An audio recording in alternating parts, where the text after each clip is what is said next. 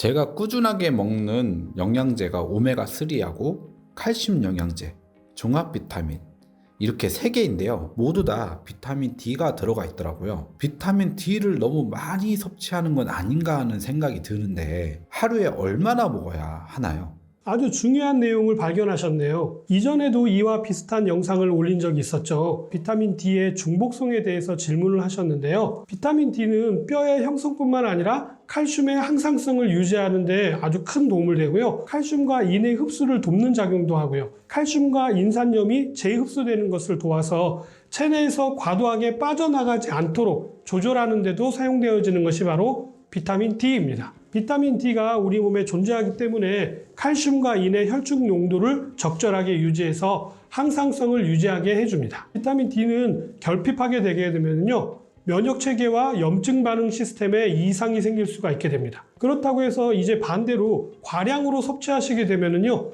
지용성 비타민이라 우리 몸에 간에 축적이 되어서 부작용이 나타날 수가 있어서 주의가 필요한데요. 다른 비타민도 그렇지만 비타민 D의 경우에는요, 무엇보다도 적절히 꾸준하게 섭취하시는 것이 매우 중요합니다. 건강기능식품들은 한 번에 집중해서 드시기보다는요, 꾸준히 드시는 것이 훨씬 더 중요합니다. 가끔 댓글로 몇 그램을 넣어야 되느냐, 몇 개를 먹어야 하느냐, 몇 번 먹어야 하느냐 등등 여러 가지 질문을 많이들 해주시는데요. 드시려는 목적이라든지 기호에 따라서 적절하게 그 양과 횟수는 조절해서 드시면 됩니다. 오늘은 비타민 D를 적절한 섭취를 통해서 건강을 유지하고 드실 때 주의해야 할 사항에 대해서 알려드리도록 하겠습니다.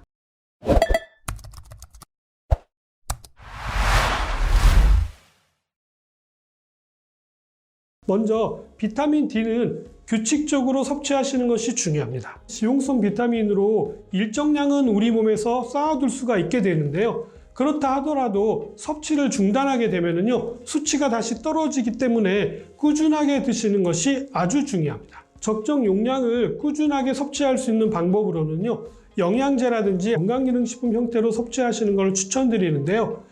비타민 D 결핍이 심한 경우에는 전문의에 따라서 약물 처방 또는 주사 처방을 통해서 적정 수준으로 조절을 한 후에 영양제라든지 건강기능식품으로 유지시켜주는 방법도 있기 때문에 본인에게 맞는 방법으로 비타민 D를 적절하게 보충해 주실 것을 권장해 드립니다. 비타민 D를 섭취하실 때는요, 비타민 D3 형태의 것으로 보충하시는 것이 좋습니다. 식물성 식품이라든지 효모에 들어있는 비타민 D2, 즉 에르고스테롤을 기반으로 하는 에르고칼시페롤과 동물성 식품에 들어있는 비타민 D3, 즉 콜레스테롤을 기반으로 하는 콜레카시페롤로 나누어지는데요. 햇볕을 쬐게 되면 피부에서 합성되는 것도 비타민 D3인 콜레카시페놀입니다. 2016년 의과학저널 임상내분비학과 신진대사 저널에 발표된 연구에 따르면요, 비타민 D3가 같은 양의 비타민 D2보다 성인의 혈중 비타민 D 수치를 높이는데 더 효과적인 것으로 나타났습니다. 햇볕을 통해서 햇볕을 쬐주면서 보충해주면 흡수율이 높아지게 되는데요.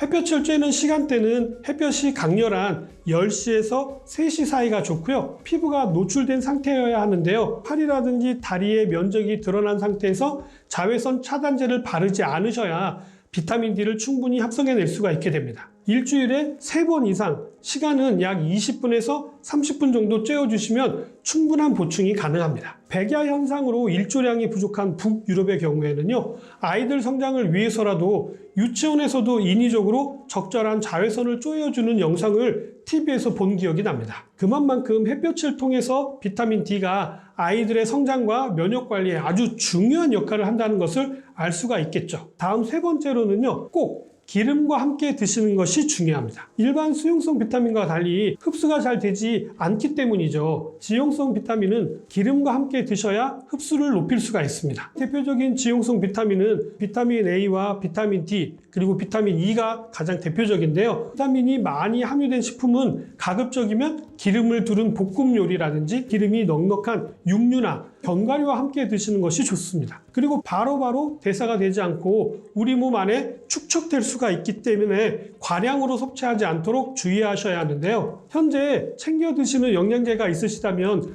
영양 성분표를 보시고요. 비타민 D의 총량을 확인하는 것이 아주 중요합니다. 오메가3에도 들어있을 수가 있고요. 종합 비타민을 비롯해서 칼슘제 같은 거에도 비타민 D가 함유되어 있는 경우가 있거든요. 하루에 총 4,000 IU 이상 섭취하는 경우에는요, 특별히 비타민 D의 섭취가 필요한 경우이기 때문에 전문가와 상담하신 후에 드실 것들을 권장합니다. 물론 사람마다 비타민 D를 흡수하는 정도도 다르고 체중이라든지 비만도의 차이로 같은 양의 비타민 D를 복용하셨다 하더라도요, 혈중 농도 수치는 다 다르게 나타날 수도 있습니다만 주의는 필요합니다. 적어도 건강검진을 통해서 1년에 한 번 정도는 비타민 D 혈중 농도 수치를 검사해 보시고요. 최적의 수치를 유지할 수 있도록 섭취량을 조절하시게 되면은요, 건강을 유지하시는 데 도움이 됩니다. 다음으로 네 번째로는요, 하루에 섭취하시는 양보다 중요한 것이 있는데 우리 몸속에 있는 비타민 D가 얼마가 있느냐를 알아보는 것이 중요합니다. 이것을 기준으로 얼마만큼의 양을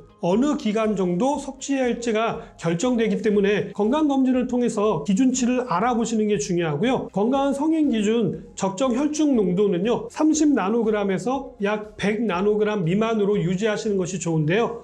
한국 사람들의 경우 평균적으로 약 15에서 18나노그램의 수치를 가지고 있어서 비타민 D가 부족한 편이라고 알려져 있습니다. 하루의 적정 섭취 용량은요, 약 400에서 800 IU인데요. 결핍이 있는 경우에는요, 1000에서 많게는 5000 IU까지 섭취하는 경우도 있습니다. 이론적으로는 약 3개월 정도 하루에 약 1000 IU를 꾸준하게 섭취하시게 되면은요, 비타민 D 수치가 약 10나노그램 정도 되고요. 매일 4000 IU를 꾸준하게 섭취하시게 되면 약 40나노그램 정도가 됩니다. 매일 10,000 IU 이상 섭취하시는 경우에는요, 혈중 비타민 D 농도가 최대 기준치인 100나노그램을 넘어갈 수가 있기 때문에 10,000 IU를 드시는 것들은 주의가 필요합니다. 특별히 이 비타민 D의 경우에는요, 갱년기 이후 분들께 중요한 비타민으로 주목받고 있는데요. 골다공증을 예방하고 면역력을 높여주어서 수두 바이러스에 의한 대상포진을 예방하는 데도 도움이 되는 것으로 알려져 있습니다. 콜레스테롤과 호르몬과도 연관이 깊어서 갱년기 이후에 남녀 모두에게 권장되어지는 대표적인 비타민입니다. 이제는 비타민 D를 고르는 법과 섭취하는 방법에 대해서도 말씀을 드리려고 하는데요. 기름이 있어야 흡수가 잘 된다고 말씀을 드렸죠. 정제 형태, 즉 타블렛 형태라든지 아니면 파우더나 가루 형태의 제품이라든지 가루가 들어있는 캡슐 형태, 일명 마이신 캡슐이라고 하죠. 달걀처럼 빼면 쏙 빠져서 가루가 쑥 나오는 거. 캡슐로 되어져 있는 것보다는요, 액상 또는 연질 캡슐, 쉽게 우리 럭비공처럼 생겨가지고 말랑말랑하게 되어 있는 거, 이렇게 생긴 제품을 선택하시는 것이 더 좋습니다. 다음으로 비타민 D 섭취 방법인데요. 먼저 비타민 D는 햇볕을 쬐주는 것만으로도 일정량이 보충이 되지만 바쁜 일상을 살아가는 현대인들에게는요, 햇볕을 통해서 비타민 D가 보충되는 것이 현실적으로는 쉽지가 않은데요. 겨우 점심시간에 잠깐 햇볕을 쬐나 싶었는데 지하에 있는 식당에 가기가 일쑤고요. 겨울철에는 일조량도 부족하고 피부 노출 자체가 쉽지 않기 때문에 비타민 D 보충이 더더욱 어렵습니다. 그렇기 때문에 보충제 형태로 따로 보충하시는 것이 굉장히 중요합니다. 다음으로 비타민 D가 풍부한 음식으로서는 우유라든지 버터, 달걀 노른자, 생선 같은 것들을 드실 수가 있고요. 비타민 D 전구 물질이 풍부한 것으로는요, 버섯이라든지 오렌지 주스, 시금치 등에도 들어 있습니다. 이렇게 비타민 D가 들어있는 식품을 섭취하는 것도 좋지만 매일 챙겨 드시기가 어렵기 때문에 건강기능식품을 통해서 섭취하시는 분들이 훨씬 더 많은 것 같습니다. 그러나 건강기능식품이나 영양제 같은 경우에는요, 의약품이 아니기 때문에 즉각적인 효과가 나타나지 않을 수가 있어서 최소 3개월에서 6개월 정도는 꾸준하게 섭취하시는 것을 권장해 드립니다. 또한 비타민 D는 음식에 있는 지방 성분과 함께 섭취하셔야 체내 흡수가 더 잘 되기 때문에 식후에 드시는 것이 더 좋고요. 마그네슘과 함께 드시게 되면 시너지 효과가 나타나서 더 도움이 되는 부분이 있으니 참고하시기 바랍니다. 혈중 비타민 D 수치가 많이 낮은 경우에는요, 주사를 통해 필요한 비타민 D를 보충할 수도 있지만 사람마다 필요한 용량이 다르기 때문에요, 반드시 전문의와 상담을 받고 나신 후에 진행하시길 바랍니다. 오늘은 갱년기 이후에 적극적으로 드셔야 되는 비타민 D에 대해서 말씀을 드렸는데 어떻게 좀 도움이 되셨나요? 너무 부족해도 문제가 되지만 많아도 문제가 되는 게 바로 비타민 D이기 때문에 꼼꼼하게 잘 살펴보신 후에 드시기를 권장해 드립니다. 오늘 내용은 여기까지고요. 저는 다음 시간에 다시 찾아뵙도록 하겠습니다. 감사합니다.